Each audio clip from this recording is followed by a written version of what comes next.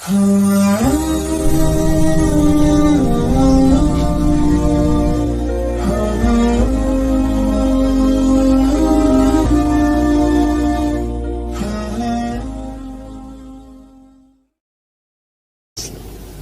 punya kitab Pak Fathul Wahid, diajar Mbah Mun dulu, kitab Al-Husunul Hamidiyah.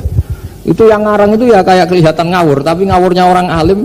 Jadi di situ ada gambar, gambarnya itu nggak jelas. Mungkin pengarangnya juga nggak bisa gambar kayaknya. Wah bulat, benang bulat ada, gambar gunung ada, gambar yang tambah ngawur ya banyak sekali. Gambarnya itu nggak ada yang jelas. Tapi dari nggak jelas itu dia bilang gini, gambar yang bulat ini, yang nggak jelas ini, tetap kamu punya rumus kan? Itu dimulai dari satu titik. Mau gambar gedung tingkat 5, mau gambar hutan ada harimaunya, tetap dimulai dari satu titik. Ya alam raya ya seperti itu, mau ada Mars, cek mau ada Jupiter, kayak tetap dimulai dari situ titik. Nah, ini namanya nuqtatul wujud, titik kewujudan, yaitu Allah Subhanahu wa Ta'ala. Sehingga ketika kita ngaji, ketika di pesantren dulu, penjelasannya adalah Al-Quran maknanya dipadatkan di Fatihah, Fatihah dipadatkan di Bismillah, katanya Bismillah dipadatkan di titiknya ba. Nah titik ba ini dianggap titik awal wujud, bi kana makana wa bi yakunu mayakun. Kira-kira Allah mentitahkan karena saya semuanya yang ada, dan karena saya yang mau ada bisa saya adakan. Nah, itu sirinya lah. Jadi menerangkan tauhid itu pakai gambar.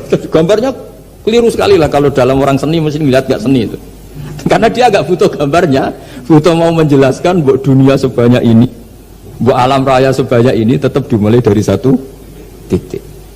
Nah, sehingga di sini ada tauhid qul huwallahu ahad, Allahus samad, tak terusnya. Nah, saya mohon lewat penjelasan ini ya, baik orang yang ahli teknik maupun ahli medis, ahli apa saja, tolong latihlah memberi penjelasan yang mudah sehingga agama ini mudah dicerna. Sehingga kalau ini dijelaskan cara mudah beragama itu jadi gampang. Makanya ciri utama agamanya orang-orang baik itu satu, man radiya billahi robba. Radiya itu seneng banget. Kenapa seneng banget? Karena memang agama ini nyaman, indah. Jadi datang dengan kebenaran yang mudah dicerna. Coba kalau agama ini datang dengan cara misalnya gini, kamu harus menuhankan ini, dan kita tahu itu lahirnya di bumi, kan ada yang ganjel. Kok Tuhan sama buminya dulu, buminya ini gimana ini? Kan pusing. Bu Anda profesor nggak bisa jawab itu. Tapi kalau Tuhan itu adalah yang ada sebelum langit dan bumi, kan ya iyalah, masa Tuhan terlambat datangnya, kan terus enak gitu menerimanya itu. Makanya diantara kekalahan Fir'aun berdebat, ya Nabi Musa ya Nabi lah, juga proses ya.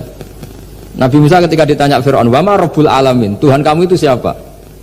Jawabnya Nabi Musa, rabbus samawati wal ardi, yang menuhani langit dan bumi. Itu Fir'aun masih bisa ngeles. Saya jalan-jalan kemana-mana, yang dituhankan saya, berarti yang Tuhan ya saya dong. Ma'alim tulakum min ilahin apa? Ghairi, kata Fir'aun. Soal Tuhan kamu di langit, begini kata Fir'aun. Haman dipanggil, Haman bikinkan piramida yang paling tinggi, saya ingin melihat Tuhannya Musa. Musa bingung kan? Padahal kalau naik piramida nanti Fir'aun pun tidak bisa melihat Allah kan? Wong yang Nabi yang kiai aja gak bisa melihat, apalagi Fir'aun. Padahal celakanya ketika dia tidak melihat Allah, dia akan mengatakan Allah itu tidak ada, ribet kan? Itu penjelasan tentang Tuhan ini sebetulnya sudah absolut lah. Rabbus samawati wal ardi, Tuhannya langit dan bumi. Tapi itu gak ngefek, di perdebatan gak ngefek. Yang ngefek adalah ketika Musa bilang gini, Rabbukum wa rabbu abaikumul awwalin, sing nuhani buyutem. Wah kaget pengawal-pengawalnya langsung doiman meskipun secara siron, secara rahasia. Iya, nah, Quran pangeran berarti buyutnya rada pangeran. Kan pangerannya putu nih, berarti buyutnya wah ribet kan? Ya kalau Fir'aun Tuhan, bapaknya tambah Tuhan kan, mbahnya buyutnya. Akhirnya kata pengawal Quran, gebletenan Fir'aun. Artinya apa? Kadang argumentasi yang sudah benar, yaitu Tuhannya langit dan bumi kan ya benar lah. Tapi itu tidak ngefek di perdebatan, tidak ngefek. Yang ngefek adalah ketika Rabbukum wa rabbu abaikumul awwalin, yang nuhani nenek moyang kamu. Orang mulai mikir kalau Fir'aun itu Tuhan, lalu nenek moyangnya Tuhannya siapa? Jadi ini seninya, makanya diantara syarat Nabi, jadi Nabi itu sidik, amanat, tabligh, fatwa. Fatona itu ada kecerdasan. Dulu Nabi ya sering dibully, jangan kira Nabi itu nggak sering dibully, sering juga Pak Rektor. Jadi ada unta itu kena kudis. Kudis itu ya jenis penyakit menular lah. Nabi dengan teori tawakalnya, Nabi itu punya dua teori, kadang pakai teori tawakalnya, kadang pakai teori preventif. Makanya Nabi pernah ngendikan kalau ada penyakit menular di situ, kamu jangan di situ. Itu pakai teori preventif. Tapi kadang Nabi pakai teori tawakal. Nabi menghentikan la adwa wala tiarut. Anda ada penyakit menular. Terus orang-orang yang ya usil lah kira-kira gitu. Ada unta kena kudis dijejerkan yang waras. Ternyata yang waras ikut kudisen lah, ikut sakit. Semenang orang ini. Ya Rasulullah ini saya jejerkan ternyata yang enggak tertular jadi tertular. Padahal engkau bilang enggak ada penyakit menular. Nabi jawabnya lucu. Faman a'dal awwala. Kalau yang pertama ini tertular siapa? Dia dikira Nabi itu kalah karena melihat unta yang kedua. Ternyata Nabi enggak, ketika dipanggil ya Rasulullah ini unta agak gudikan, tak jejerkan yang kudisen, ternyata ikut kudisen. Berarti penyakit itu menular. Tapi Nabi jawabannya faman a'dal awwal. Lalu yang kena penyakit pertama tertular oleh siapa? Wah itu asli dari Allah. Ya maksud saya seperti itu kata. Ya itu yang dikatakan fatona. Jadi Nabi itu harus punya sifat apa? Fatona. Karena dengan kecerdasan itu Nabi bisa berargumentasi. Kayak tadi, ketika Fir'aun dikatakan Allah yang menuhani langit dan bumi, Fir'aun masih mengklaim dia Tuhan. Karena di mana-mana dia dituhankan.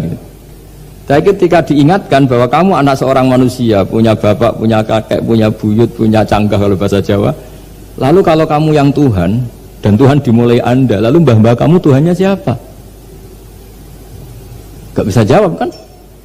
Akhirnya banyak punggawa yang saat itu iman.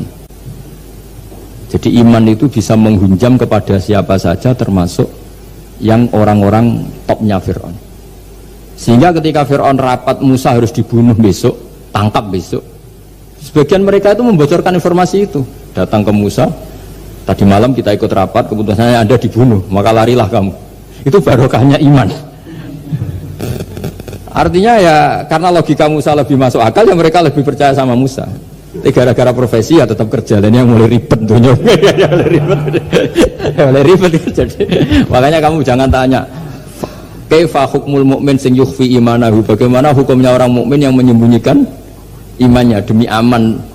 Ya tidak usah kamu jawab. Kalau kamu jawab boleh ini kok kayak pecundang. Kalau kamu jawab haram, pernah terjadi itu. Wa qala rajulun mu'minum min ali fir'auna yaktumu imana. Ini khazanah ya, jadi saya mohon mengkaji Islam itu harus dengan sisi-sisi yang bisa difahami orang pinter juga orang bodoh. Kata Imam Ghazali banyak, karena hadatin itu harus difahami orang pinter juga orang bodoh.